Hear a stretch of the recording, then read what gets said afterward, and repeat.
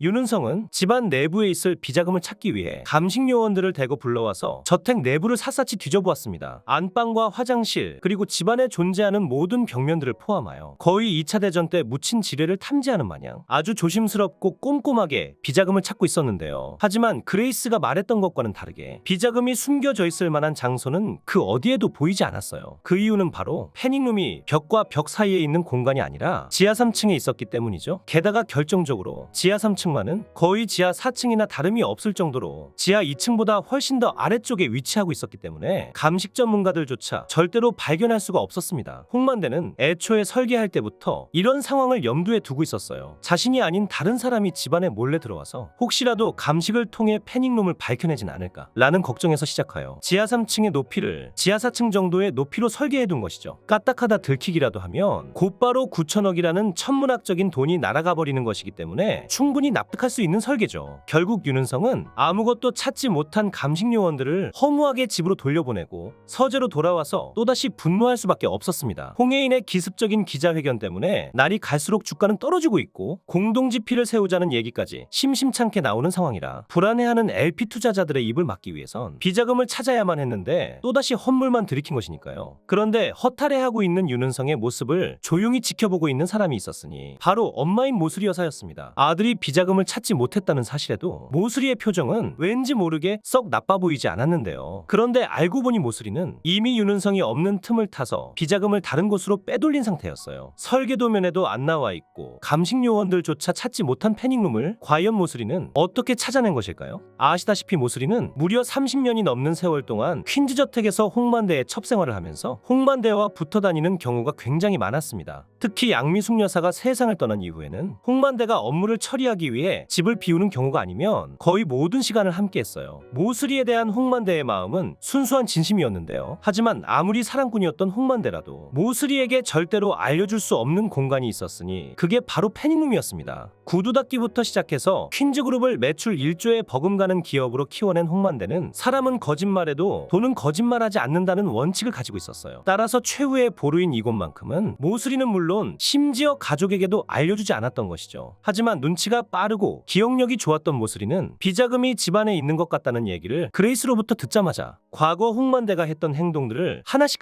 되짚어봤고 엘리베이터를 탈 때마다 이상하리 많지 왼쪽에만 서려고 하는 홍만대의 행동이 순간적으로 떠올랐습니다. 평소에 나란히 걸을 때도 왼쪽만을 고집하면 그러려니 하겠는데 평소에 홍만대는 오른쪽으로도 잘 걷다가도 유독 엘리베이터에만 올라타면 굳이 자신이 왼쪽에 있겠다고 고집을 부려왔다는 사실이 머릿속에 스쳐 지나간 건데요. 이런 사소한 단서를 놓칠 모수리가 아니었죠. 결국 모수리는 집안에 가사도우미만 있을 때 조용히 몰래 엘리베이터 왼쪽 부분을 샅샅이 뒤져보았고 백현우가 손을 더듬어서 우연찮게 버튼을 발견했던 것처럼 패닉룸으로 들어가는 버튼을 가장 처음 발견했던 것입니다. 패닉룸에 도착하자 모수리 앞에 펼쳐진 광경은 그야말로 장관이었어요. 무려 9천억이나 되는 현금이라 그런지 자신의 키보다 높은 돈다발들이 빼곡하게 늘어서 있었거든요. 그 순간 모수리는 곧바로 추적이 힘든 곳에 창고를 임대하고 비자금을 싸그리 옮겨놓았는데요. 그런데 비자금을 찾았다는 사실을 윤은성에게 알릴 생각이 없었습니다. 겉으로는 양부모와 희망상 노건 원장을 죽이면서까지 아들을 끔찍이 생각하는 척했지만 이미 홍만대를 빼앗긴 순간부터 아들인 윤은성도 경계하고 있었거든요. 가기 싫다고 그렇게 애원하는데도 오로지 돈을 위해 기어코 보육원에 어린 윤은성을 버렸던 모수리가 아들을 위해 돈을 순순히 넘겨준다. 쉽지 않은 일이죠. 이제 홍만대에 대한 법정 대리권한도 없는 상태인데 더더욱 모수리가 의지할 건 자신의 손에 있는 9천억밖에 없었는데요. 그런데 그러던 어느 날 아침에 일어나자마자 홍만대가 잘 있는지 체크하기 위해 홍만대가 있는 방으로 향하던 모수리 여사는 계단에서 굴러떨어져 피를 흘리고 있는 홍만대를 발견합니다. 이때 모수리의 표정이 어땠을까요? 조금 충격적이게도 이제 비자금도 찾았겠다. 안 그래도 홍만대를 죽이려고 했는데 직접 죽어줘서 고맙다는 듯이 오히려 웃고 있었습니다. 그래서 홍해인의 가족을 만났을 때도 이상하리 많지 여유가 넘쳤던 거예요. 즉시 퀸즈 저택에서 쫓겨나든 말든 얻어낼 건 모두 얻어냈고 홍만대도 깔끔하게 사라져줬으니 자신의 프로젝트는 완벽하게 성공했다고 생각하면서 말이죠. 하지만 홍범자를 비롯한 홍해인의 가족들은 당연히 이 사실을 알 리가 없었어요. 백현우가 엘리베이터에서 귀신같이 패닉룸으로 향하는 버튼을 발견하고 지하 3층에 가까스로 도착했지만 이들을 기다리고 있는 건 텅 비어있는 빈 공간뿐이었습니다. 아니 이게 어떻게 된 일이야? 아무것도 없는데? 아무래도 윤은성이나 모수리가 먼저 빼돌린 것 같습니다.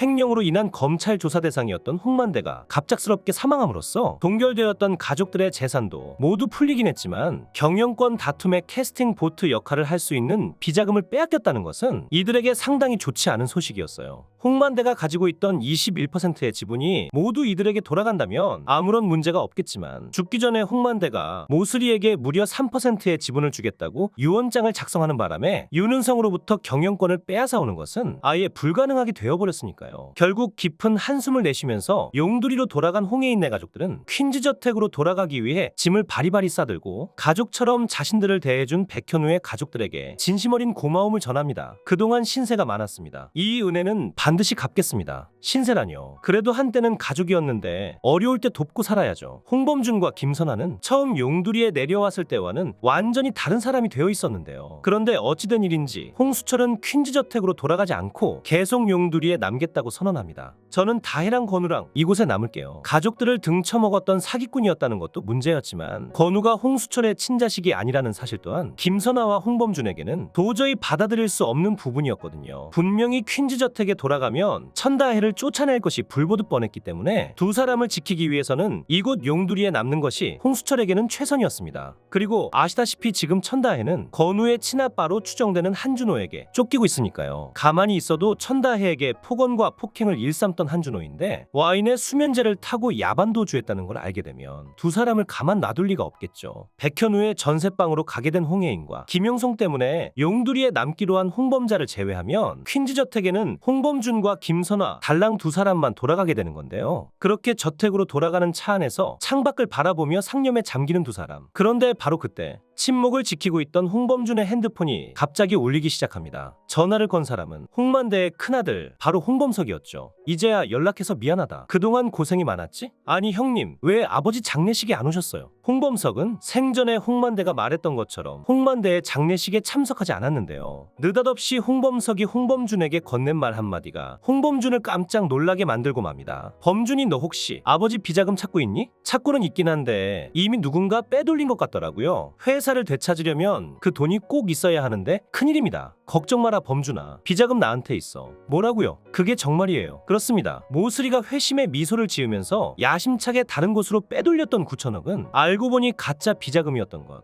홍만대는 송 팀장이 횡령건으로 경찰에 끌려간 순간부터 자신이 숨겨놓은 비자금을 지켜야 한다는 일념으로 머리를 싸매고 고민했습니다. 분명히 검찰 조사가 들어오면 비자금의 존재가 밝혀질 것이고 말레이시아 라부안 은행에도 없다는 사실이 확인되면 백현우와 윤은성이 그랬던 것처럼 트러스트 스토리지를 거쳐서 집안에 숨겨진 패닉룸까지 그저 시간상의 문제지 발각되는 건 불보듯 뻔하다는 생각이 들었어요. 무려 10개국을 거치고 3개의 법인회사를 세웠다가 폐업하는 과정까지 거치면서 어떻게 축적한 비자금인데 이렇게 허무하게 빼앗길 생각은 추호도 없었죠. 그래서 생각한 것이 바로 큰아들 홍범석에게 맡기는 것이었습니다. 물론 이때까지만 해도 두 사람의 사이가 좋지 않았지만 홍만대와 홍범석의 관계가 좋지 않은 것은 이미 언론에 대대적으로 알려진 사실이었기 때문에 오히려 이런 상황이 비자금을 숨기기에 더할 나위 없는 조건이라는 생각이 들었거든요. 어느 누가 아버지와 의절한 홍범석이 비자금을 가지고 있다고 예상할 수 있겠어요. 홍만대는 바로 그 부분을 역이용한 건데요. 그리고 마지막으로 한 가지 더 생각한 것이 패닉룸에 가짜 비자금을 숨겨두는 것이었습니다. 찾고 보니까 비자금은 가짜더라라는 결론에 도달하면 더 이상 비자금을 추적하지 못할 거라고 생각하면서 야심차게 준비하게 된 작전이었는데요. 아버지, 저한테 전화까지 주시고 어쩐 일이세요? 너 나한테 진심으로 죄송하다고 했지? 그럼요 아버지, 100번이고 1000번이고 제가 잘못했습니다. 그럼 너 내 부탁 하나만 들어줘라. 부탁이요? 그게 뭔데요? 홍범석은 홍만대의 부탁을 듣자마자 화들짝 놀랄 수밖에 없었어요. 아무리 그래도 그렇지 9천억이나 되는 현금을 숨겨야 한다고 생각하니 손에 땀이 날 수밖에 없었죠. 하지만 검찰 조사를 목전에 둔 상황이라 여기에 9천억이란 비자금까지 걸리게 되면 아버지 홍만대는 적어도 5년 이상의 징역을 피할 수 없는 상황이었기 때문에 홍범석은 자신이 저지른 잘못을 사죄한다는 마음으로 비자금을 맡기로 합니다. 홍혜인이 백현우에게 말하길 환기 시스템을 교체한다고 가족들을 모두 밖에 내보냈다고 했던 적이 있었는데 이때 빼낸 비자금이 바로 홍범석에게 전달된 것이죠. 물론 비어있는 패닉룸에는 가짜 비자금을 채웠고요. 그게 정말이세요, 형님? 정말 대단하네요. 그런 생각까지 하시다니. 홍범준과 통화를 마친 홍범석은 곧바로 백현우에게 전화를 겁니다. 집안이 쫄딱 망했을 때 백현우의 도움을 얻어 가족들이 의식주를 해결했다는 사실을 홍범자로부터 들은 상태였기 때문에 일단 믿을 수 있는 사람이라고 판단했고, 백현우가 얼마나 머리 회전이 빠른 사람인지 잘 알고 있었던 홍범석이기 때문에 회사를 되찾아오기 위한 작전을 백현우와 함께 할 생각이었거든요. 백서방은 이 돈을 어떻게 활용했으면 좋겠어? 저에게 좋은 생각이 있습니다. 백현우는 윤은성이 했던 방식을 떠올렸습니다. 파이오 인베스트먼트라는 GP 투자 회사를 이용하여 주식을 담보로 투자 계약을 맺고 조기 상환 옵션을 발동하면서 주식을 홀라당 빼앗는 방식이었죠. 지금 윤은성은 주가 급락 때문에 LP들로부터 강한 압박을 받고 있어요. 당장 비자금이 필요할 텐데 패닉룸에 있던 비자금이 가짜라는 게 밝혀지면 부랴부랴 투자를 받으려고 혈안이 되겠죠. 바로 이때가 기회입니다. 비자금을 이용하여 새로운 투자 회사를 설립하고 파이오 인베스트먼트가 가지고 있는 퀸즈 주식을 담보로 투자 계약을 맺는 겁니다. 주가가 일정 수준 이상으로 급락하면 조기 상환 옵션을 행사할 수 있다는 조항을 집어넣고 상환을 하지 못하면 퀸즈 주식을 가져올 수 있도록 말이죠. 그러다가 주가가 급락하지 않으면 어떡해? 윤은성의 어머니 모슬이를 집중 공략하면 가능할 것 같아요. 지금 모슬이는 멀쩡한 사람을 죽이고 신분을 훔친 사람입니다. 게다가 할아버님이 돌아가시기 직전에 폭언과 욕설을 해가면서 비자금이 어디 있는지 캐물었던 음성을 공개한다면 주가 급락은 피할 수 없을 거예요. 홍범석은 물 흐르듯 이어지는 백현우의 브리핑에 감탄하지 않을 수 없었습니다. 13화 예고편에서 백현우가 김비서를 이용하여 LP 투자자들의 인내심이 바닥에 떨어졌다는 소문을 의도적으로 윤은성에게 퍼뜨린 것으로 보이고, 결국 똥줄이 타버린 윤은성은 부랴부랴 잘 알지도 못하는 백현우의 투자회사와 투자 계약을 체결하는 모양인데요. 이제 고작 4회차밖에 남지 않은 만큼 아마 이번 주에는 윤은성과 모슬이가 똑같은 방식으로 비참하게 쫓겨나게 될 것 같네요. 구독과 좋아요는 제가 영상을 제작하는데 큰 힘이 됩니다.